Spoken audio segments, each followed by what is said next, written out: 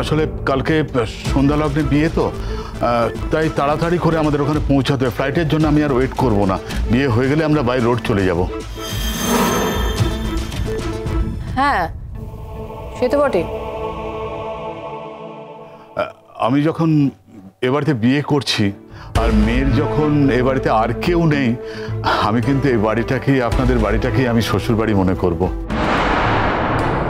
হ্যাঁ হ্যাঁ নিশ্চয়ই জানবেন, আপনি এত বড় ব্যবসা করেন, কলকাতায় আসা যাওয়া হলে কিন্তু আমাদের বাড়ি অবশ্যই আসবেন। হ্যাঁ হ্যাঁ নিশ্চয়ই নিশ্চয়ই আসবো। আপনার কাছে আমরাও কিন্তু খুব গ্রেটফুল। রোশনার ব্যাপারে সমস্তটা জেনেও আপনি ওকে বিয়ে করতে রাজি হয়েছেন। রোশনার কিন্তু ভাগ্য খুব ভালো। ওই তো ছোট এসে গেছে। ছোট এত দেরি করলে কেন? আর বলো না বড় বৌদি, মিষ্টির দোকানে প্রচন্ড ভিড়, তার মধ্যে সমস্ত সামলে টামলে আসতে হলো, বুঝলে? আরে ছোটু, হ্যাঁ বলো। মিষ্টিগুলো সব প্যাক করা হয়ে গেছে তো? হ্যাঁ বড়দা, সব এনেছি, মিষ্টিগুলো সব প্যাক করে আমি নিয়ে এসেছি। আর কিছু জিনিস ওনাদের গাড়িতে তুলে দেওয়ার ব্যবস্থা করা হয়েছে। আরো কিছু জিনিস আছে, পাড়ার লোকেরা সবাই হেল্প করছে, ওনারা হাতে হাতে নিয়ে আসবে।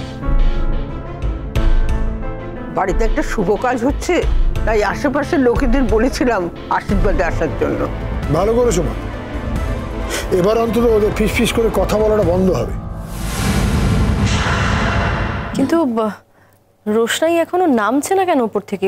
ও কি এখনো রেডি হলো না? মেজো কাকিমণি, আমি যখন দেখে এসেছিলাম তখনও অলমোস্ট রেডি। এতক্ষণে তো নেমে আসার কথা ছিল। ছোটু যাও না, ওপরে গিয়ে রোশনাইকে একটু ডেকে নিয়ে আসো না। এই মিষ্টু যা তো।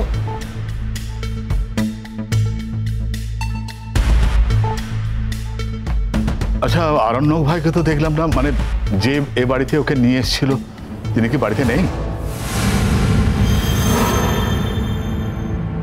না না, আমার ছেলে বাদশা, ও তো আছে, বাড়িতেই আছে, নিজের ঘরেই আছে, হয়তো গল্প টল্প করছে।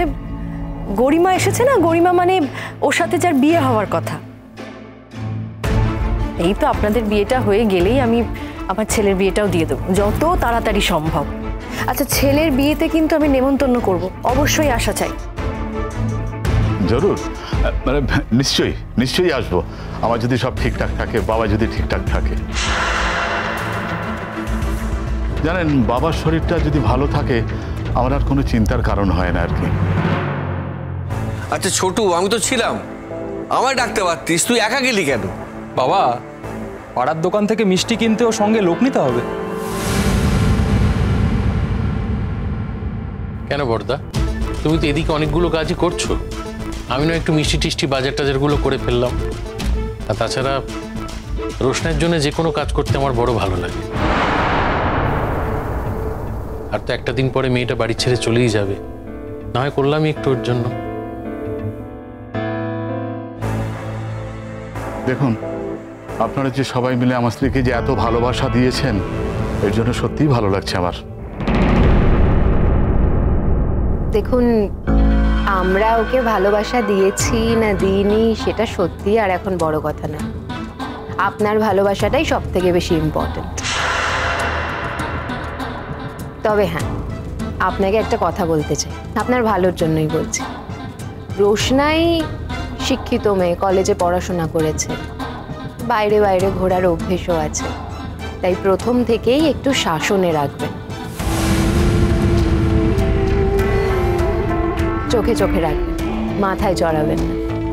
দেখুন, সংসার করতে গেলে একটু শাসনে তো থাকতেই হয়, তাই না? না না, আমার বাড়ি খুব রেস্ট্রিকশন আছে, একা একা বাড়ি থেকে তো বেরোনোই যাবে না। আমার মা এই ব্যাপারে ভীষণ স্ট্রিক্ট, ভীষণ। তাই তো বলছি, মেয়ের স্বভাব জানলে না, কিছুই জানলে না তুমি। না না, অ্যাকচুয়ালি বুঝতেই তো পারছেন আজকালকার দিনের কলেজ গোয়িং মেয়ে যেরকম হয়। আসলে দেখুন, সবার পরিবার আপব্রিঙ্গিং তো সমান হয় না, ফ্যামিলি একরকম থাকে না। ও ছোটবেলা থেকে একটু রেকলেস, মানে আমি তো বলেছি অ্যাবাউট হার ফ্যামিলি। ওর মা আমার বাপের বাড়িতে কাজ করতো, ও এই বাড়িতে মেড, ফলে ফ্যামিলি শিক্ষা দীক্ষা কালচার আপব্রিঙ্গিং এগুলো ঠিক মতো হয়নি। ছোট থেকেই খুব ঘুরে ঘুরে বেড়ায়, বাট এনিওয়ে অবিনাশ ভাইয়া, আমি কিন্তু প্রথম থেকে আপনাকে ওয়ার্ন করছি যাতে কোনো রকম ভুল বোঝাবুঝি না হয়, আর প্রথম থেকে আপনি শক্ত হাতে হাল ধরতে পারেন।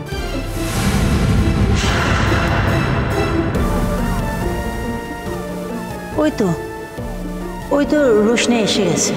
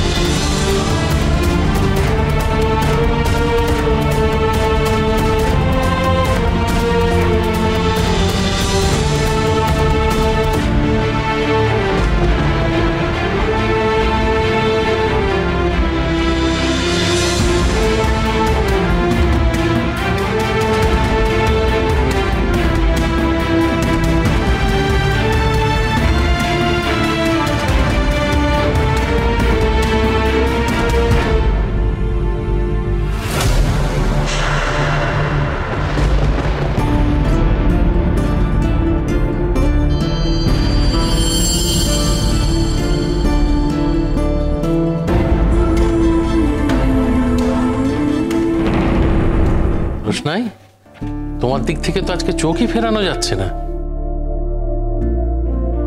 ভারী সুন্দর লাগছে, খুব সুন্দর লাগছে আজকে। তাই নাকি? এরকম সুন্দরী মেয়ে কখনো দেখেননি? দেখুন ম্যাডাম, সৌন্দর্যের বোধ তো এক একজনের এক এক রকম হয়। হ্যাঁ, আজকে রোশনাইকে দেখে আমার সত্যি সুন্দর লাগছে। আর আজকে ওর সাজ দেখে আমার মনে হচ্ছে সত্যি ওর থেকে সুন্দর কোনো মেয়ে আমি পৃথিবীতে এর আগে কখনো দেখিনি।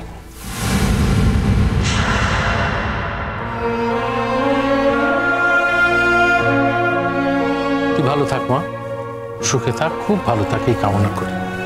বলছিলাম কি, দাঁড়িয়ে না থেকে আশীর্বাদ তো শুরু করা হোক। রোশনাই মা, তুমি ওটাতে বসো। বসো।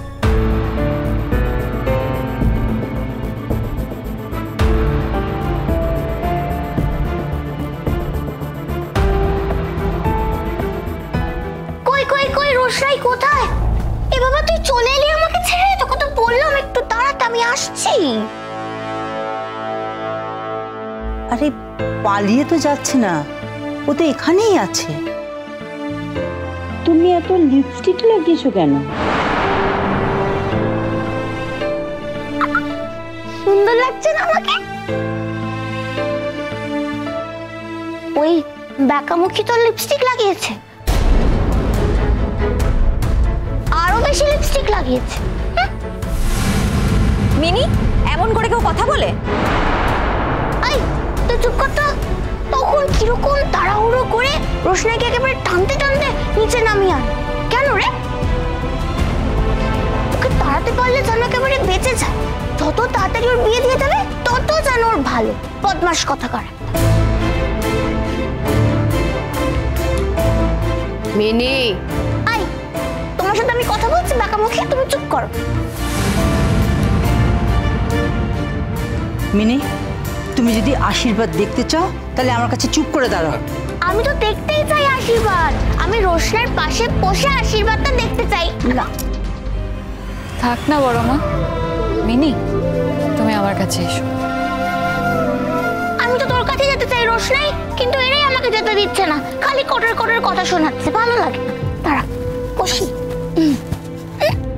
মিনি, আমি তোমাকে বারণ করেছি না সবসময় এত কথা বলতে নেই? আমার কথাটা শোনো, আমার কাছে বসে থাকো। থাক, বেশি করতালি করতে হবে না। এই যে পর, তোমাকে একটা কথা বলি, শোনো। রোশনাই কিন্তু আমাকে ছাড়া একদম থাকতে পারে না, আমিও রোশনাইকে ছাড়া একদম থাকতে পারি না। তাই তুমি কিন্তু মাঝে মাঝেই রোশনাইকে আমার কাছে নিয়ে আসবে, ঠিক আছে? রোশনাই।